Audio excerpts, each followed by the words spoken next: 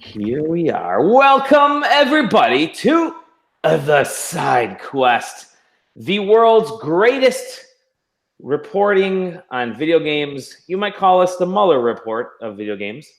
We are... You might, or you might not. We are here to do all kinds of fun conversation about video games. I am Dolly Domofsky. Joining me, as usual, is the one, the only Aaron Kelly. Greetings, Earthlings. Making a surprise return after being gone for a week is Sam Dixon. Hello, friends. Is it really a surprise if, oh, hey, Sam's on again? He missed like a week, but... Yeah. Actually, you were on for the 10th anniversary show, and now you're back. Correct. How's my sound? Am I doing all right? Am I echoey? Sounds good to me. Okay.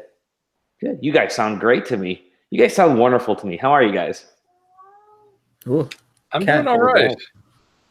I discovered about an hour before my shift ended today that I don't have to work tomorrow. Oh, for Good Friday? Yeah, that's apparently a reason every store closes, so I don't have to work tomorrow, and I still get paid for it.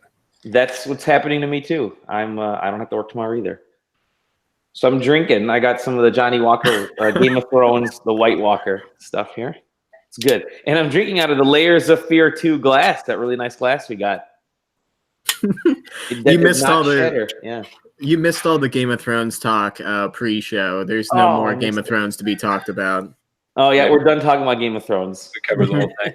I also have gone high class this evening. Fireball again? Yeah, Fireball right out the bottle.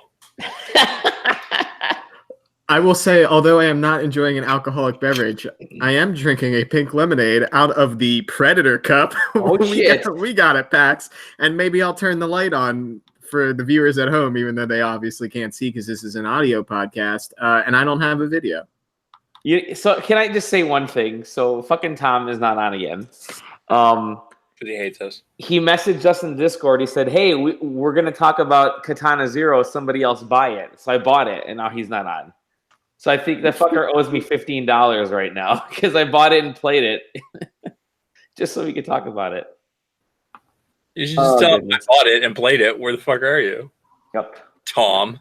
Fucking Tom. Well, I mean, I can at least talk about it, which is always a good thing. How you guys doing? Okay, who wants to talk about games first? How about you, Sam, since it's been a couple weeks? Since it's been forever since you've been on. How have you been, Sam? Have you grown? Have you aged? What's happening? I've definitely aged. I've become tired all of a sudden.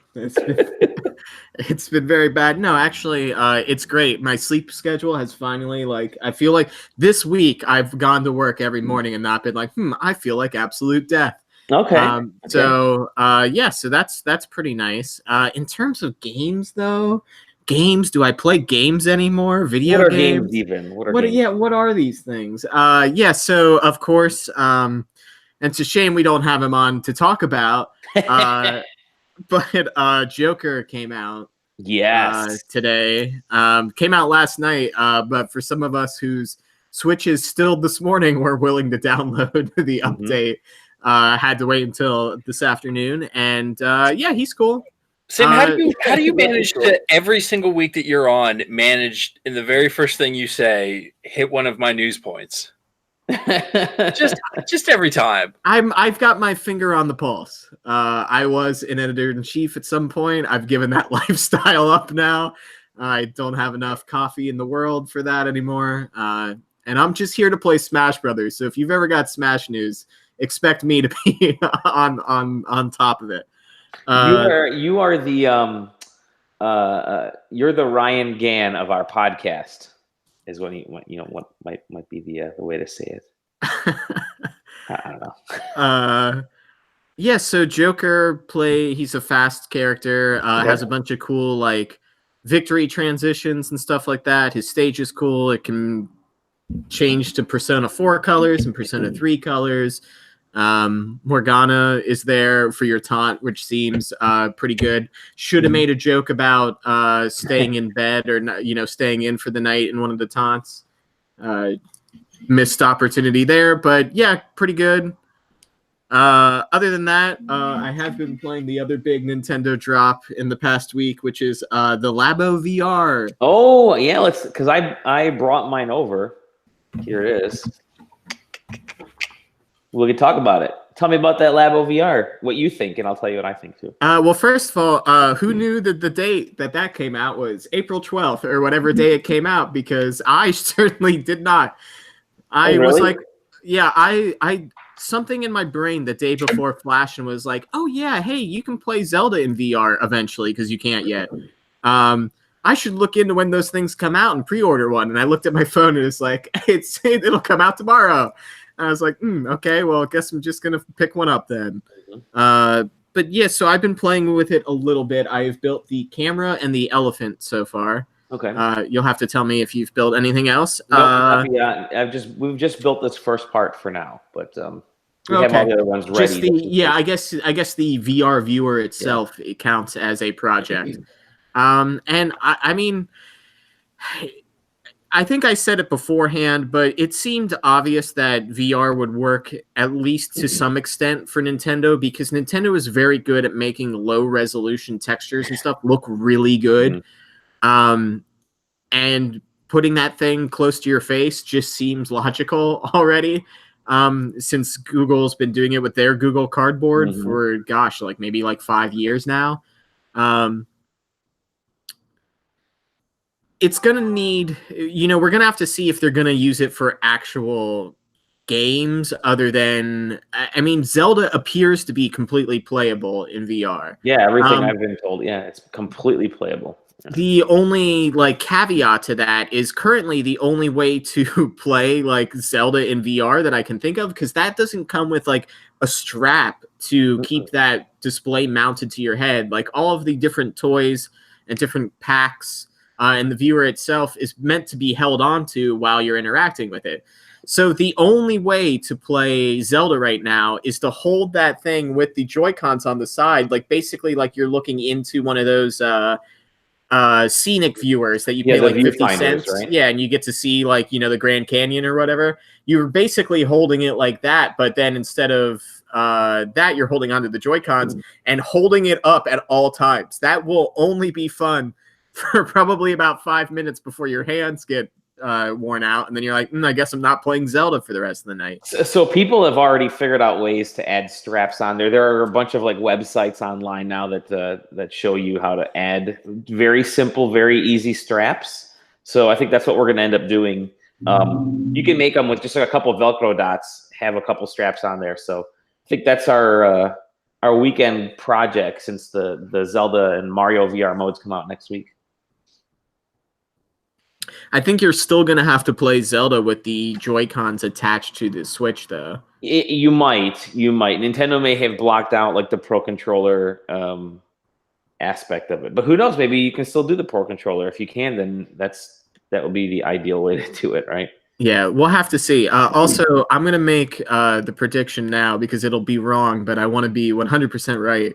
That at E3 we're going to get or whatever the next Nintendo big Zelda reveal. It's going to be there was the leak that it was a Link to the Past. I think it's going to be Links to the Past, and they're going to make some game that contains a Link to the Past and a Link Between Worlds, and then make some sort of filler content in between the two of them, so that it makes sense for the two games together. Cool. Okay, we can go on what everybody else is playing. What that came out of nowhere. It was a thought I've had for about a week, and I just need to say it publicly. What if they call it Links Between Worlds instead of a Link to the Past? I don't know. I think Links to the Past is probably what it's going to be called, because then it works on 3 different levels.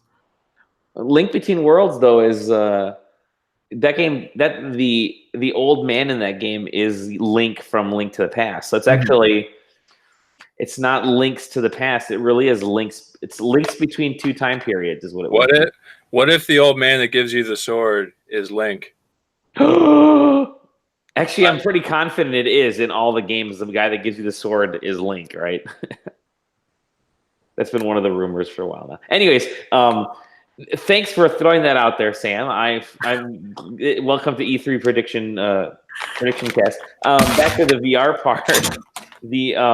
I'm actually surprised that this thing works as well as it does, I guess, in a weird way. And again, I've only played the silly little the kind of the super mini games that are included in it before you even start building all the rest of the stuff. So just the viewfinder style games.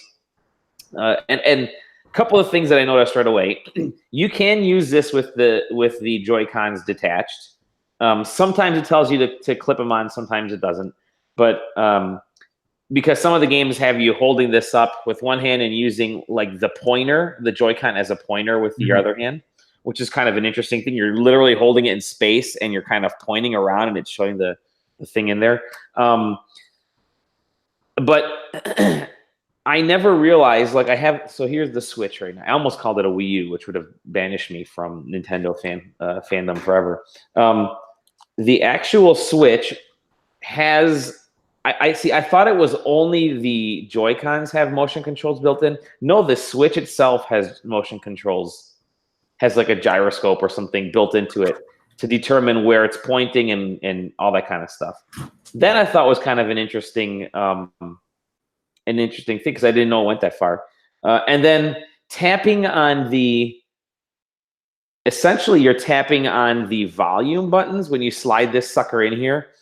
By tapping on the volume button is how you access like you do actions in games if you're holding the Switch controller or the VR headset up. So and that's also kind of an interesting thing that Nintendo did, sort of a hack in that way. But yeah, I didn't know that this sucker had motion controls or whatever, a gyroscope built into it. So I thought that was kind of interesting. Because yeah, we played a lot of those games without the controllers attached, and it seemed to work. But yeah, I'm surprised. Super low res. We played like maybe those 30 of those little mini games, but I'm curious to see how far it could go. I guess that's really what I'm gonna say. Yeah, it's gonna be interesting to see if more games get the sort of like 3D treatment. Like Toad's Treasure Tracker seems like a perfect like thing to kind of put in there, just because it's basically like a 3D diorama already. Add depth to it, cool. Oh yeah, give me 3D World. Yeah. In VR, absolutely. Dude, that would be awesome. Give me Link's Awakening in VR. Because that could look pretty cool with that graphic style. I will say that not very glasses friendly. I don't remember if Google Cardboard is any better, but like PlayStation VR and the Oculus Rift, I've put both headsets on. I haven't really had issues with glasses, but this is the first one that I feel like I can't. And maybe it's because I'm holding it under my own power as opposed to like actually like strapping it to my head. I can't really get my glasses to fit well on my head and like not push them against the glass too much to scratch it up, and also keep that balanced well and keep my like field of view good. So something to keep in mind. I also wear a little bit thicker glasses than some people, so there's that too. So maybe smaller frames would work out better, but just something to think about. It is an interesting thing because for the longest time people said Nintendo needs to do VR. The Switch is perfect for VR. You guys should do VR. And then they did VR, and people right away jumped on. It'll never be good. Why bother? Why did they even try doing it? Well, they did it, and it actually functions in a weird way. But yeah, I've only put a couple hours into it. So and half that time is building the damn thing. So give me another week or so to try some of this stuff out and actually try Mario and see how that goes. Yeah, I think the blaster is like 3 hours to make or something like that. It's freaking ginormous. We still haven't finished the making the piano in the house for the first Lego kit, so that's still on our to-do list. I just want to know where I'm going to be putting all this cardboard at some. The same place you're putting all your guitar controllers. That's true. In the trash. I was about to say in the garbage. Oh, what? I still have 2 very good USB Rock Band. Well, I think one's a Guitar Hero, one's a Rock Band controller that I still play. Sam, what is it called? Whatever the PC free thing is called. Sam, it's 2019, buddy. Yeah, but I still like playing it occasionally, man. It's a cool way to listen to songs and just kind of also interact with it. Also, like, don't yuck my yum over there. What do you do instead? You don't even like music. I know, I don't. What have you been playing, Aaron? Because like apparently it's not Guitar Hero. No, it's not, but it is an old game. Well, sort of. So I picked up and installed Borderlands 2. Oh, good. Because, everybody's on that new hotness because of Mhm. Borderlands 3. Mhm. I can't play that game. Wait, why? That game has head bob, and there's no option to disable it. And there's apparently a way you can go into like the INI files and disable it through there. So I did that and booted up the game, and it didn't disable it. So I can't play it. I get motion sick within seconds. Yeah. So That sucks. Yep. So no Borderlands 2. They didn't announce any of the Borderlands games for the Switch. They just announced Bulletstorm, right? I think so. Yeah, it's kind of a missed opportunity, I feel. Yeah. So then I installed Final Fantasy 15 to see if that would finally run now that I got new equipment, and it does. It barely runs on the lowest settings with everything disabled because of my video card's the bottleneck, but it runs and it's not lagging. Imagine if you had a device with an SSD and ray tracing. Yeah. Well, I have old ass hard drives, and I've got a no longer great video card, but the rest of it is just awesome. So the game runs. So I guess I'm going to be playing that for the next while. The next year and a half as you're trying to...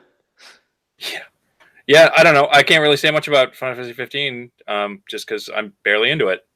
I drove a car to a garage, and then I stabbed some dogs. But did you drive the car? I did at one point because it said, hey, do you want me to drive or you want to take the wheel? And I said, no, fuck it, I'll drive. And then I immediately realized that it's still on rails, so I don't drive anymore. It's like going to like an amusement park and riding on one of those old-timey car rides where it's like, oh, you get to drive a car, but if you go too far, that little rail underneath is going to turn you to the... It's really confusing, too, because there's a day-night cycle in that game, and all the really strong bad things come out at night. And so the first time that happened to me, I go to hop in the car, and the dude who usually drives is like, I'm not fucking driving at night, or you can do it. And I'm like, okay. And then all of a sudden, I'm level 3, and a level 35 suit of living armor shows up on the road taking a swing at me. And you jump out of the car immediately to go fight it. And I'm like, I want to get in the car. How do I dodge this? How do I get away from this? I don't know. If the car's on rails, how do you not drive into the thing? Yeah, nighttime might as well just be called go the fuck to sleep, because that's what they want you to do. It's like, oh, did you have your meal with your boys today? Because it's meal time, and then you all get a little tired at bedtime. Every time I have a meal, the big dude just goes, man, I'm hungry. It's like, you just ate. Fuck off. He has an entire plot line in that game. Sorry, spoilers. Because I'm sure you've seen it, the heavy ramen noodle sponsorship. It's like you get to this one part, and there's the side quest where it's like, yo, ignore the main storyline for a second. I'm so hungry. I got to get me this ramen from like 2 different carts. Can you make this happen for me? I think it's a way to try to teach you the town, but man, what a great sponsored mission brought to you by ramen noodles. And that's the one that podcast. That's the one that gets you the giant ramen noodle costume, right? I believe you just get that for free for agreeing to experience Final Fantasy 15 with the developers. Oh, weird. I gotta see if I have that, because I could be wrong. You might unlock it, like you might get it as soon as that mission's completed. But I could be wrong. But that mission might be required to move on from that.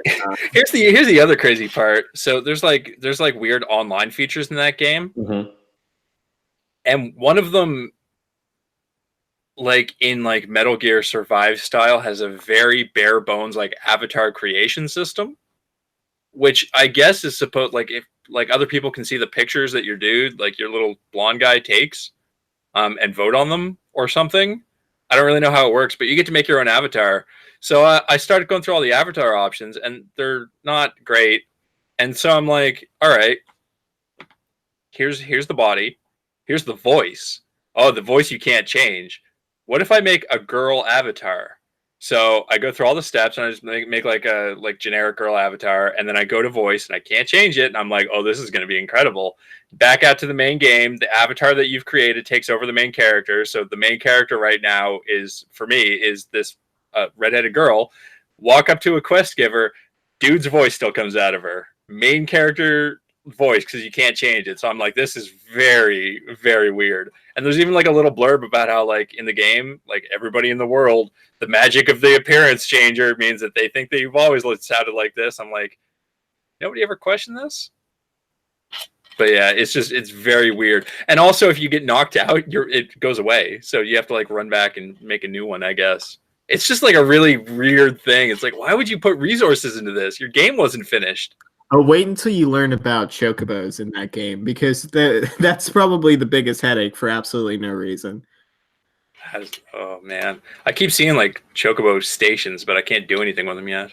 That's still one of those games that I bought the original on day one, don't. That's all. Do yourself a favor and don't. Well, it's been what, 3 years now since that game released, and the Royal Edition is out, and I might as well just get rid of the one I have now and buy the Royal Edition. And that's the other like thing. So I'm pretty sure I bought this game when it was like just the standard edition. Yeah, I bought it on PC because I don't think I had a PS4 at the time, which should tell you how long ago I got this, right? And I've never been able to play it. And I go to check the DLC. I own all the DLC except for the one that just came out like last month. But shouldn't I not own that unless I have the Royal Edition or whatever it is? I guess, unless you bought some weird season pass type of thing. Oh, I don't think so. But yeah, so I don't know. Is there a point in that game where you're playing through and it goes, hey, you should go back to the main menu and play Ignis? Because this is where you would need to know this stuff. Like, is there a point in that game? Have they patched that in, or should I just play them all first? It's a great point. I have no idea. Yeah, I don't know. I haven't played it. Yeah, that's it. And I didn't really play anything else. I played a little bit of the Anno 1800 beta. Okay. That game is very beautiful. That game has water that looks so good. There was a second where I was like, fuck, that looks real. And like I've never thought, like, there's a lot of games that look good out there. There's a lot of games with good water tech, like Sea of Thieves has really good water tech. But I was playing that beta and I was just like, man, this looks real. But that game seems like an Anno game. It seems really good, and it's not in beta anymore. So very good. Yeah, very good. Cool. That's it. That's everything. Okay. Well, what I've been playing, I mentioned the Labo VR, Katana Zero. Since fucking Tom told me to buy it, and he's not here right now. That's so it's like a side-scrolling ninja action, Hotline Miami. You can rewind the whole scene, platformer type of game. I did a preview on it from PAX East, and that's about as much as I've played in the final game. It's still really hella good, though. I still really enjoy it. So if you want to know what it's like, read my PAX East preview, because it tells you. Yeah, maybe I should just read the PAX East preview, because it's probably an easier way of. I watched Jeff Grubb stream a bit of that game. Okay. That game looks really fucking good. That game looks like faster paced Mark of the Ninja. It is really fucking good. It is really fucking. Sam, so you didn't try that at PAX East by any chance? No, I didn't get an opportunity to. I always feel rude, kind of being like, "Excuse me, I'm pressed." So like, I just went during the media hour. You and Tom walked off, and that's when I hopped into the Nintendo booth and handled that stuff. But yeah, it's like a retro-ish game. I mean, that seems like that's all people make these days. But yeah, it has a little bit of that Mark of the Ninja. It's got some really nice kind of visual elements to it. I like it. I mean, I've played an hour, 40 minutes, and I think it's pretty freaking fantastic for those 40 minutes. But yeah, you're just kind of going up and down levels. You're doing slide kicks. You're playing with time a little bit, slowing things down to get through like big, fans and propeller blades and shit like that, and lasers. But it works. So it's weird. It's like a psychological ninja assassin type of game, more than an actual action game. But no stealth involved that I've noticed. Just kill correctly or restart the whole level again. But yeah, I like it. It's pretty dope. Music's great too. Music's great. Another game that I've been playing, and I've heard a couple other podcasts talk about it, so fucking I might as well, without diving into spoilery territory and embargo territory, is SteamWorld Quest. Yeah, so I'm playing that, and I don't know what I can say about it except also read my PAX East preview on that because that'll explain the game. I will say this though, there was a big fear, a big like hubbub about it being a card battler game, and it's totally not a Hearthstone style card battle. It's not an MTG Hearthstone. It's not that type of card battling game. It is barely a card battling game. They sort of use cards as ways to set your attacks for for battles. So it's really more of a strategy type of thing than actual cards. But it looks pretty as fuck. It's a good looking game. I'm gonna assume that the demo that I played at PAX East, which I wrote about on SideQuest.com, was a final version because everything I've played so far plays like that. It's really good. So yeah, without too many details, read my PAX East preview because it's pretty similar to this. And let's see, I've also been playing or checking out Inky Pen. So Inky Pen is the comic book reader for the Switch. They gave us a free demo for that, so I got a free month of Inky Pen. You can actually get I think there are some free comics if you download the app and start using it already, but it's a comic reader. Doesn't have a ton of comics. It's a lot of like Archie comics and some IDW stuff. But what's Veronica up to? What's Betty and Veronica and Archie? I have, however, it's nice that you don't have to just kind of stream the comics. You can actually download them to the Switch's hard drive and read them offline. So I've downloaded, I'd probably say about 40 issues of My Little Pony.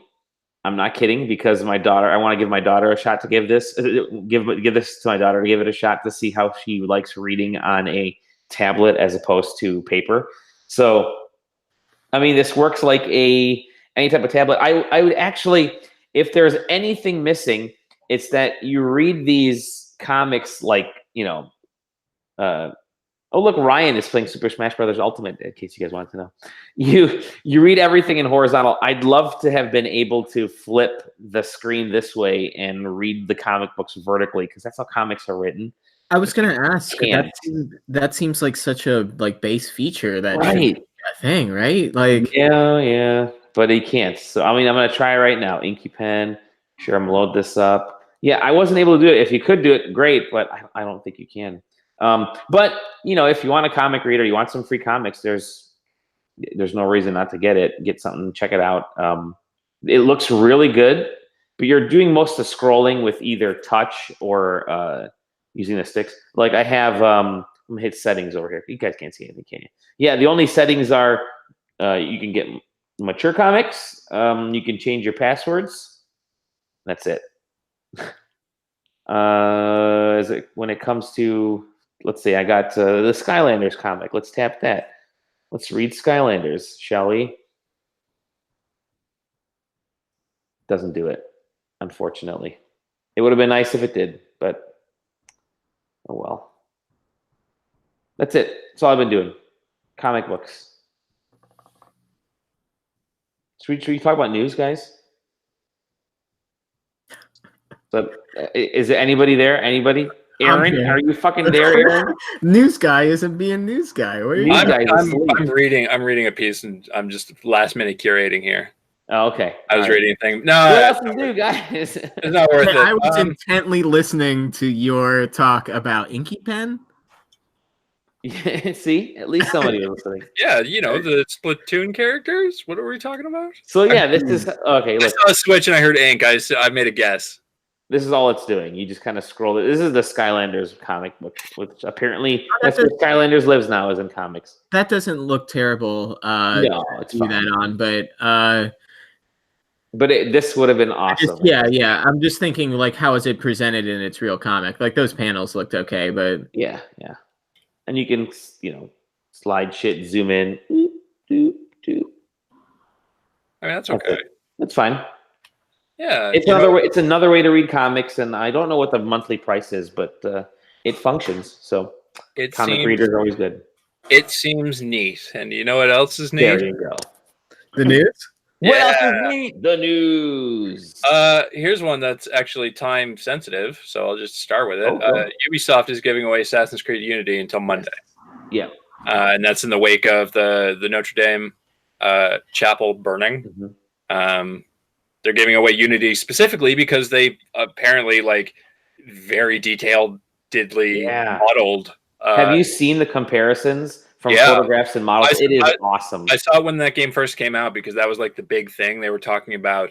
It was like the first true example of like digital tourism. Mm-hmm. Well, that led to them adding that sort of digital tourism in like Assassin's Creed Origins, right? Where they made that history thing. But yeah, so they're giving that game away for free until the 21st. If you go on like Ubisoft's Twitter account, there's a link to a page that lets you redeem it. Yep. And then if you redeem it for the 21st, you have it. Like it's not like you get it and then can't play it anymore. It's just you have that game. Now whether or not you want that game is a different matter entirely. But yeah, so if you want to see a chapel that you can't really see anymore, hit up Assassin's Creed Unity. Mm-hmm. What else we got? We already covered Jokers and Smash, but it was newsworthy because 17,000 people were watching one of the top Smash streamers last night trying to download the patch. Not even playing the game, just trying to download the patch. I love it. Yeah, they had some difficulties. Their servers had some difficulties. There's something else that's great is that you can now make levels, which means instant dicks, and just the amount of dicks is unbelievable. Wow. I didn't even think to check any of that today. I saw a photo that looked like a giant jizzing dick, but it looked like a cookie. Yeah, I'm gonna open up the Switch Online and see if the Smash Zone was one of the balls. Yes. Hideo Kojima is finally showing off Death Stranding. He says it's ready to. His vision is ready to be shown. He's showing it off at the Tribeca Games Festival. I'm not sure what the actual name of the festival is, but it's the games side of Tribeca, which is usually more like a film thing. Mm-hmm. That's happening on April 25th, and it's going to be Kojima. It's going to be Norman Reedus, and it's going to be Jeff Keighley because him and Kojima are like best friends, and Jeff Keighley is also getting his own hosting job for Gamescom because Gamescom is going to be doing an announcement show now, and Jeff Keighley doesn't ever sleep. That is correct. I think he's a robot. But those are the Jeff Keighley news roundup. Here, hold on. I'm gonna read some of these level designs. The first one is The Family, which it kind of looks like this. I don't know, can you guys see? Something kind of. I mean, that's okay, right? That's not bad. Oops. The second one was Mountain Sad, which is a fantastic name. So let me let's see. Oh, that disappeared on me. There's There's Dumb Sonic as a level. That's good. Yeah, that one's good. That's really good. Sonic's pretty dumb. There's a Goku level. Oh shit. We finally got Goku in Smash Brothers. That is awesome. Smash Kitball. I don't see any dicks anymore. I think they cracked down really hard. They probably did. There was some pretty awful shit on there as of this morning. Like just a dark and poop. So there's a poop thing on here, which is just poop. Nice. So yeah, there was. I was browsing through galleries of some of the levels this morning. A lot of dicks, a lot of swastikas, because of course. There's a Kmart. So that's pretty good. Waluigi's face. Waluigi finally in Smash. Hey, we just made that joke, but it's still applicable. What else I got? I got a couple other things. Microsoft, this is kind of old news at this point. Microsoft is combining Xbox Live Gold and their Xbox Game Pass into the Xbox Game Pass Ultimate. Yeah. Which is, paying for online play, but also getting free games every month. And it's still just $15 a month, which I'm pretty sure is what Xbox Live Gold cost if you weren't buying like huge amounts of time at a time. I feel like I remember paying like $15 a month for that. But that's cool. It's nice that they're not charging more for it. It's actually a really good. It's a great deal for someone who's just getting into Xbox Live, especially if they're getting any new console that might be just digital. Yeah, like the Xbox SAD. The Xbox SAD edition. But yeah, I was sort of wavering whether or not to include that one because I'm sure everybody's heard about it. The flip side is everybody seems really angry about it. I'm not angry. I just think it's a dumb idea.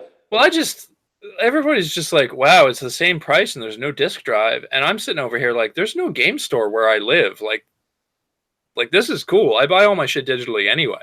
So, but could you get an Xbox One S regular edition anyways and still buy your games digitally? I mean, I could, but like, what's the point? The price is exactly the same. And for that off chance that you want to throw a Blu-ray disc in there. Yeah, there's nowhere to buy Blu-rays here either. I buy those all digitally too. That's what I'm saying. Like it's like, yeah, okay. I could pay the same price and not get a disc drive, but I could pay the same price and get a disc drive that I will literally never use either. So there is. I mean, it's going to be perfect for the few folks that I hate to say the few, but for folks like you that are in the boonies. In the boonies, but for majority of folks, they can buy a current Xbox One S and not need to get the SAD edition. Like you can buy an Xbox One S right now, however you buy one, and do the exact same thing that the SAD edition does. For the same price, and with better games loaded in. Honestly, because Forza Horizon 3 is like 2.5 years old already. Minecraft is like 12 years old. Sea of Thieves is about a year old now. Meanwhile, you can get an Xbox One S with brand new games. Anthem, maybe you're into Anthem or Destiny 2 or some other stuff. You can get those games preloaded on there for the same price, if not actually cheaper than $249. So it's not the concept of the device; it's the pricing. I think that I think their launch price isn't great, but that's going to shake out pretty quick. Like it has to be, right? They're saying right now it's like it's $50 cheaper than the current Xbox One S. Well, no, you can get the current Xbox One S on sale everywhere for like under $250. So I'm pretty sure I saw both of them listed side by side on some page at $249.99. Yeah, Walmart has it. That Amazon has it for those. Best Buy has it for that price. I mean, it's this thing really needs to be $199.99, and I think that's that number that would actually start to get people to think, well, maybe I'll be interested in this. This thing also would have been incredible 3 years ago. Yeah, it would have. Yeah, like we're so close to the end of the console generation that it's just like, well, like if I could get one of these crazy cheap, like I'd be interested if it was crazy cheap. I mean, we're at the end of the generation. It's not going to stay. It's already not current because it's not even an X. But you know. Anyway, yeah. So that's the thing. The Xbox SAD edition. Yeah.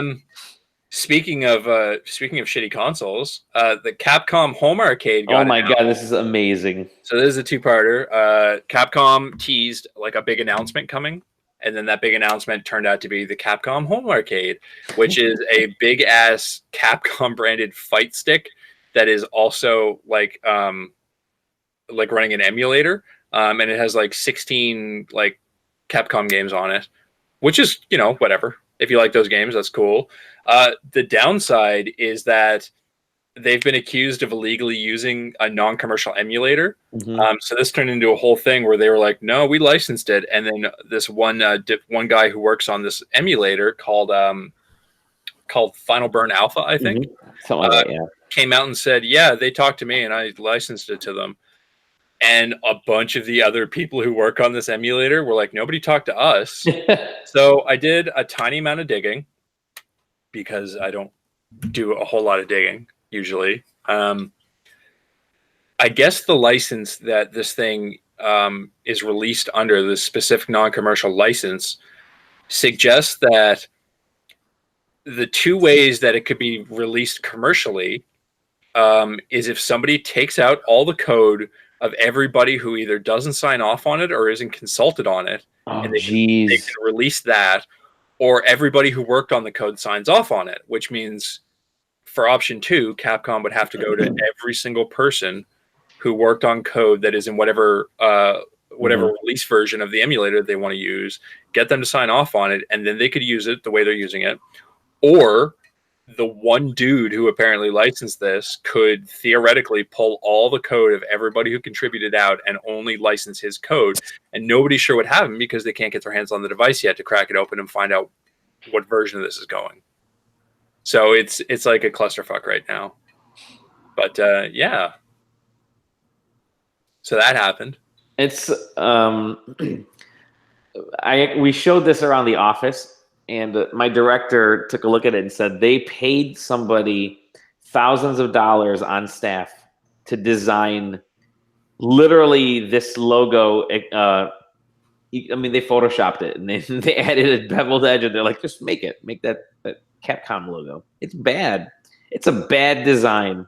I don't know anybody who's going to want to play this. I don't know anybody who wants to. I guess if you're a really hardcore, like, Capcom fanatic, but for that price, which is going to translate to like what, $300 US, something like that, yeah, that's not good. I've got one other story. Sure.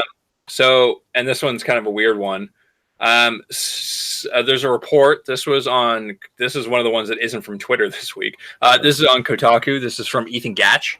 It's a report that Sony has new, stricter guidelines for sexual content in PS4 games. I've heard about this. Yeah. So basically what this boils down to is there was a spate of games that came out that had like weird delays happening, and nobody was sure why. And I think the most recent example was Devil May Cry 5, where there was a single scene changed that included light beams in a cutscene to hide a character's ass. And that wasn't added in any of the other versions, not on the Xbox One, not on the PC, not on the Japanese PS4 version. I don't think on the European version, but I'm not sure about that one. But so, and then it turns out that like, yeah, Sony just added these new guidelines and just didn't tell anybody. So they just have them for, I guess, North America.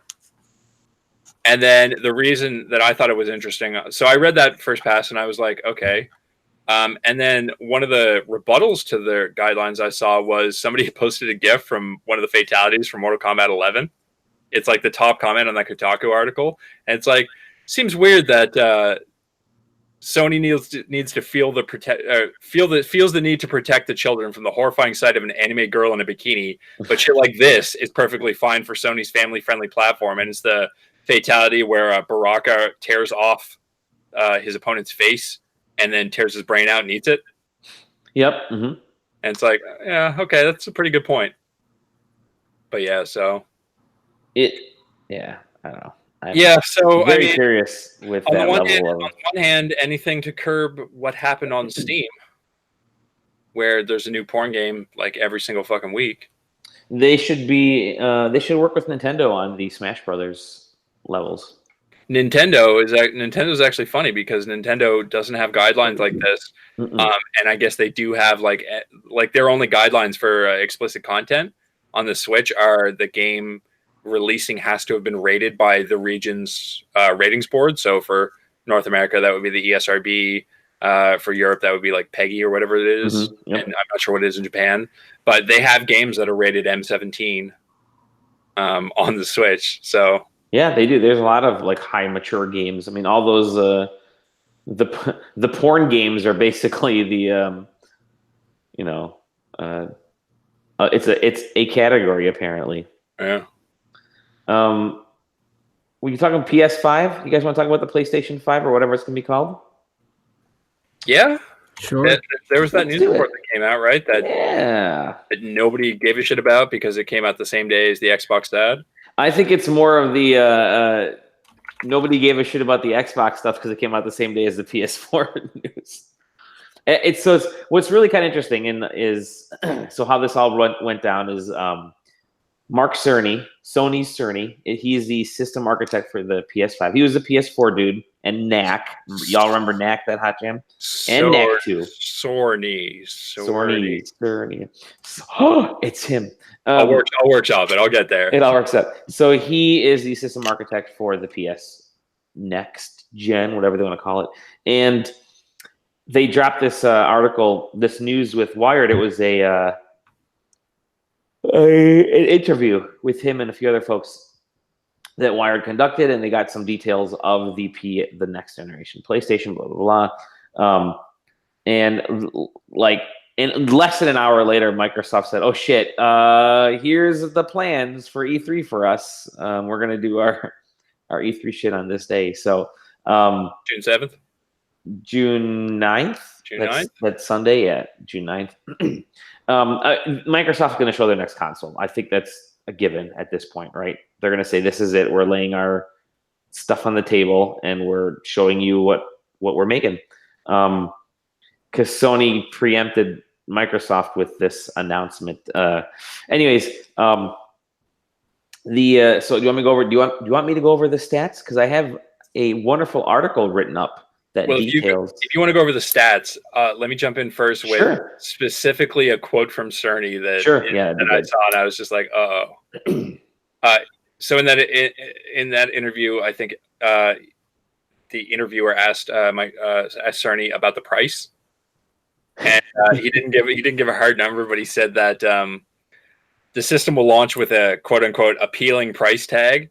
I believe that we will be able to release it at a suggested retail price that will be appealing to gamers in light of its advanced feature set, he said. And I heard that, and I was just like, "This is gonna be like an $800 console." So we use ray tracing. We use a bunch of other stuff at the office. Ray tracing is a massive like energy drain for computers. An SSD that's super specialized to to be I don't know, quantum PC level, just that incredible speed is also very expensive, especially when you get to the 1 terabyte, 2 terabyte, 3 terabyte. 8K is also very expensive. So 8K visuals on an SSD that needs to manage the load times with the brand new AMD, like the newest gen AMD Ryzen,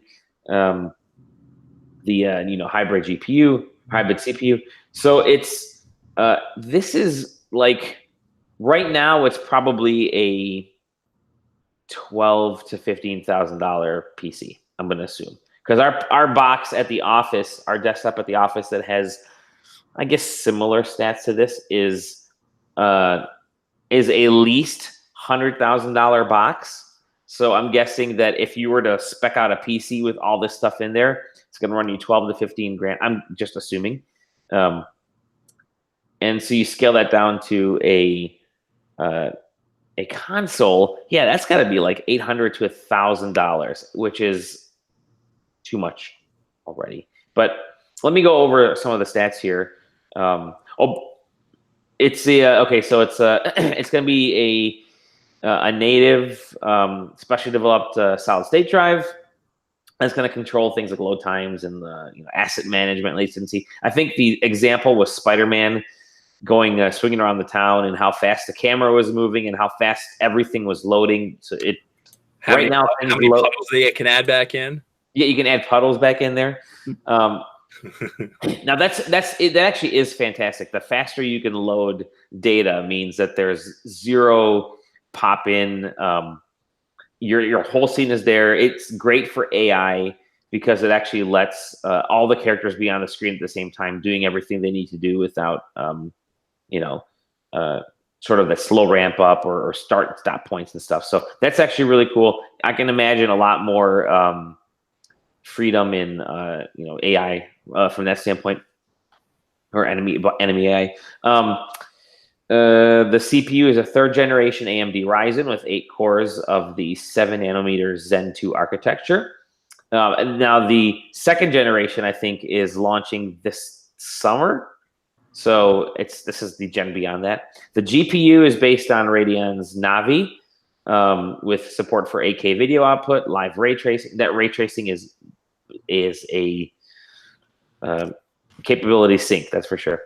3D audio that utilizes current TV speakers and surround sound systems somehow, so you can hear stuff happening in front of you, next to you, and behind you. Support for the current PSVR. It's compatible with current PS4 games. Definitely not coming out in 2019. That's what Sony said. right now, I know people who have put an SSD or talked about putting an SSD in their PlayStation 4. If you have to buy a specialized SSD for your PlayStation 5, that's going to be expensive as fuck. And that can't be a 1 terabyte drive that the thing gets if it's pumping out 8K visuals and has to download games, right? I got a question for you guys. Speaking of that, do any of you guys own an 8K television? No. No, is it because only 20 exist? Basically, right? Yeah. What about 4K? Do you guys own a 4K TV? Not yet. No, me neither. Do you guys have streamed before, right? Mm-hmm. Like once or twice, maybe. Have you ever streamed in 4K? I haven't streamed in 1080p. No, most people don't because it's a huge bandwidth sink and nobody can watch it. Yeah. Who gives a shit about 8K? Like, ugh. There is no need for. I think it just seems like a buzzworthy bullet point. I mean, there's not even enough 4K TVs to justify a lot of this stuff, but it's save 8K for the PlayStation 8. Yeah, exactly. Maybe bandwidth infrastructure will have caught up by then. I look at like what the comparison between the PS3 and the PS4. The PS2 to the PS3 was a massive jump going from standard definition to HD. PS3 to PS4, a jump, not as big of a jump visually because PS4 look some of the like Red Dead looks fantastic. Last of Us, even just the up-res version from the PS3 version looked fantastic on the PS4. Native PS4 games look great. They look wonderful. PS5 is like that next level stuff that I don't even know if people can truly appreciate graphically yet. Because most people don't even have HDR TVs or 4K TVs. So I know Sony's trying to get in early with some of this stuff, but it may be really early, but who knows? It's cool. I'm actually anticipating some really neat stuff, but you're going to be needing to spend a lot of money to actually get the experience that you want out of this. And this is that breaking point where you look at like the hottest gaming device right now is arguably it's like somewhere between a Wii U and a PS3 in capability. It's not even anywhere near a PS4, and it's selling like crazy, and people are really happy with it. And so power only goes like so far in game consoles. It really is the content and the games and stuff that are important. So I don't know. Well, will they have cool games? I'm hoping. That's all I can really think of. That thing's gonna come out and it's gonna be $800. If it is, it's bonkers. Yeah. But I don't know. How much would you pay for for a PS5? Not that much. Mm-hmm. Yeah. Anyways, PS5. We'll find out more. Probably not till later this year. I'm going to assume probably not till the fall. When do you guys think this thing's going to launch? Let me throw that out there. This will be like Christmas 2020. You think so? Yeah, like not like Christmas season 2020, like October, September, somewhere around there. Really? Yeah. Sam, what do you think? I'm there on the PS5. I think it's probably going to be holiday. You think holiday that year? Yeah, but, I mean, I think we might see whatever Xbox is doing like March next year. Really? Okay. Yeah, I can. So I think I just don't know if it's going to be ready for this holiday season. I think Xbox fucking shows that thing off at E3.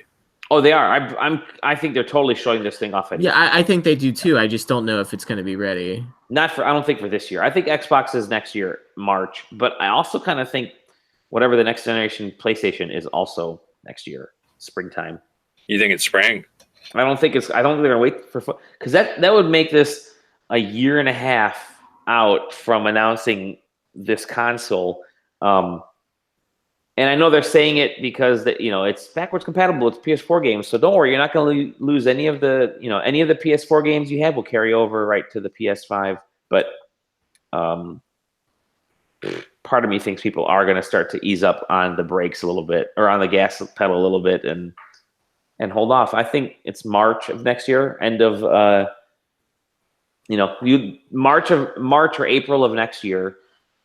You're going to have a really good, potentially a good lineup. I mean, you're going to have Death Stranding, right? Because that's not launching this year.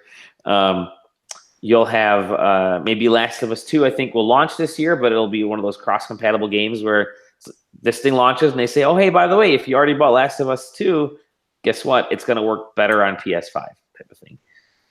Speaking of which, I'm pretty sure I saw a report today or yesterday saying that that game is finished, doing their filming their final scene or whatever, writing the final scene. Excellent. So it's getting ever closer. It's this year. It's got to be this year, right? Yeah, I would say so. Days Gone is next week. It's actually arriving next week. Is it though? Is anybody on staff gonna look at that? Does anybody on staff care about that game? My brother asked about it, so somebody's doing something good. I heard somebody say that game shouldn't be considered a zombie game, and I'm like, they've shown it twice. They said it. They said it. They said it to me. They're not zombies. They're tweakers or whatever they call them. I heard I heard that it shouldn't be considered like a zombie game at all. Like it's some other genre, and I'm just like, motherfucker, you've shown it twice, and it's all zombies. Yeah, they told that to us in in their like amphitheater, on the show floor amphitheater showing, because they weren't actually letting anybody play the game. They were just kind of showing the video of somebody playing, and they said, "This isn't a zombie game. This is a survival action game." I'm like, okay.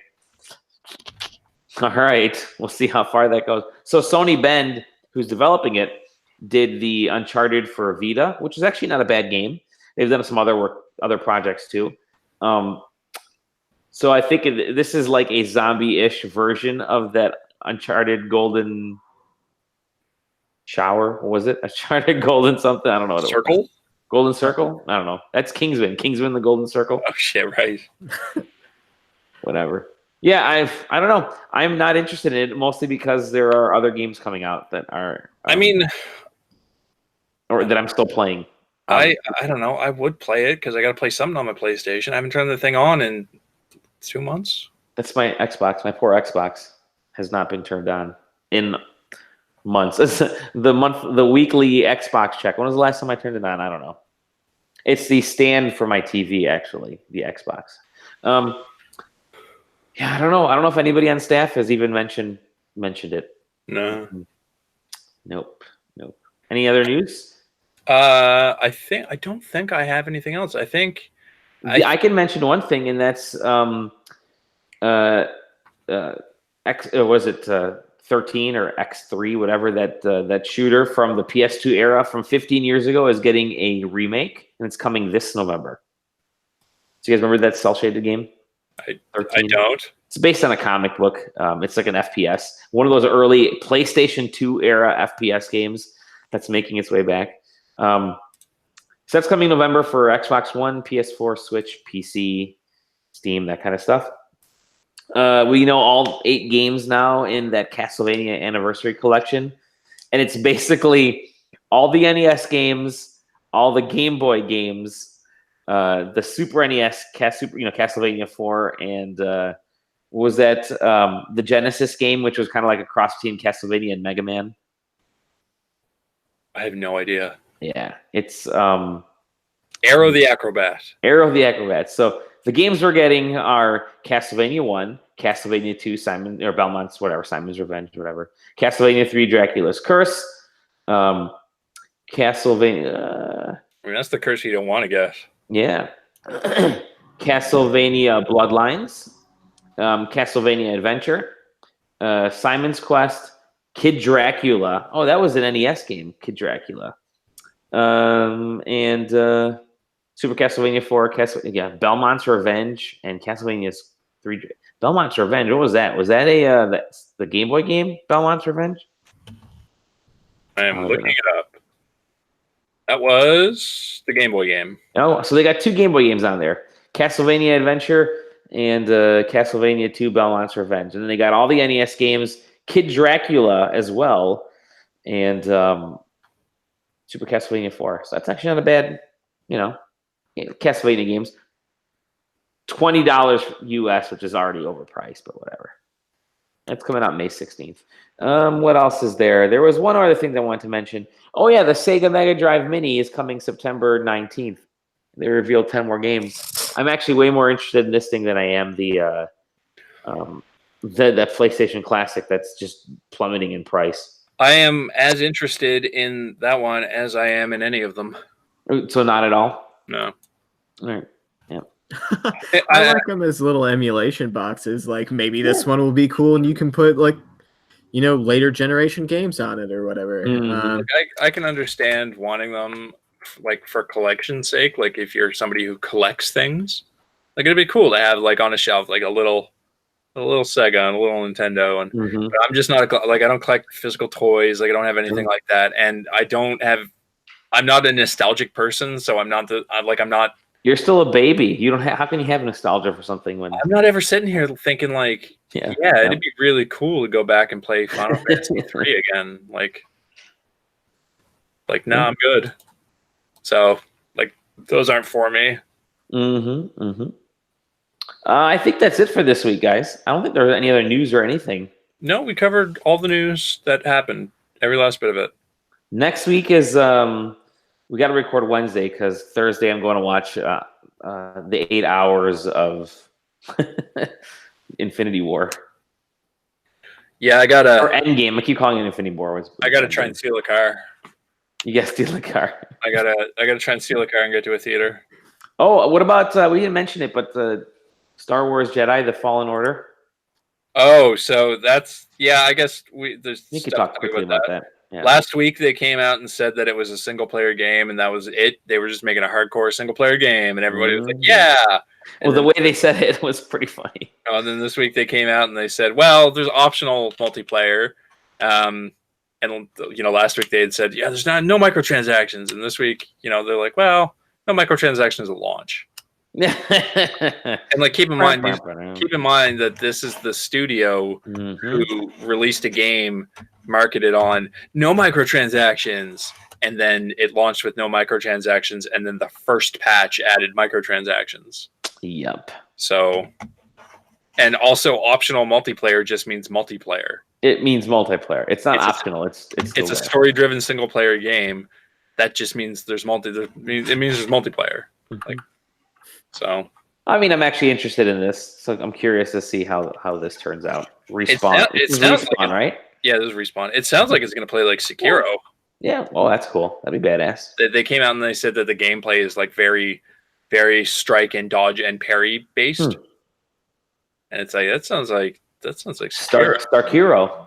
I like that. Starkiro. Cool. All right. I think that's it. That's it. Let's shut this bad boy down. We've been talking about some games. Tom, thank you, Tom. Thanks, Tom. Thanks, Tom. Yeah. Okay. Well, go play some video games, people, because we're telling you to, because it's important. Because video games. Do you guys paint eggs yet? My Easter isn't until next week. What? Sorry, I'm Orthodox Christian. So we do our shit. Usually it's like a week or two, or sometimes like a month later. Did you? It's great for us because we get all the deals on Easter. Are Orthodox the ones that do Old Christmas still? Yeah. So our Christmas is like 2 weeks later. Yeah, so we are like old Christmas for us is the start date of when all the decorations come down. You can't take your tree down. Oh, really? Christmas. Yeah. That's us too. We usually wait until Old Christmas to take all our shit down too. Yeah. Yep. So it's January 7th for us. We'll start bringing all our shit down. Yeah. So don't paint those eggs yet. They'll smell bad by the time. They'll smell. I will tell you one thing. I did. This is actually awesome. Here's a good Easter story. One year I took an egg. I think I was like 7 years old or something, and my brother and I were goofing around. And I took an egg and I hid it underneath like one of our couches on Easter because we were like playing I don't know. My parents were hiding eggs. We were hiding eggs for my brother, and I forgot it for a whole year until the next Easter.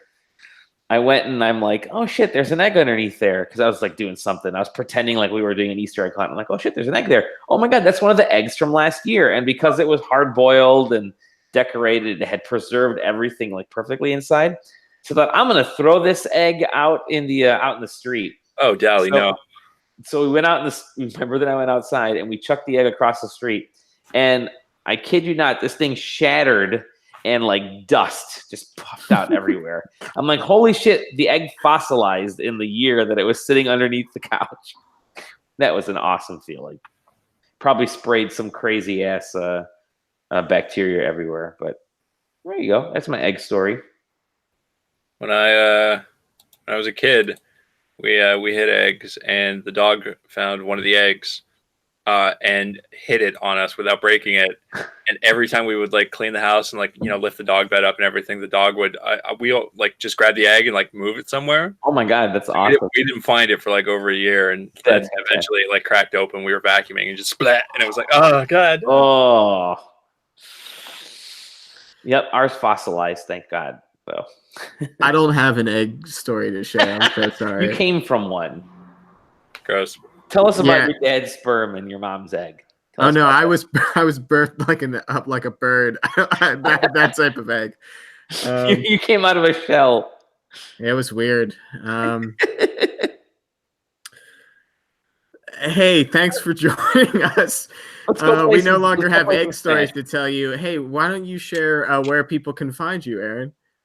You can find me on Twitch and Twitter at ScrattyBones, where I exist. Okay. You can find me at Dolly Dimofsky in a bunch of places. You can even find some cool levels on Mario or on Smash Brothers like Yeet. I Had To and Nacho Scoop.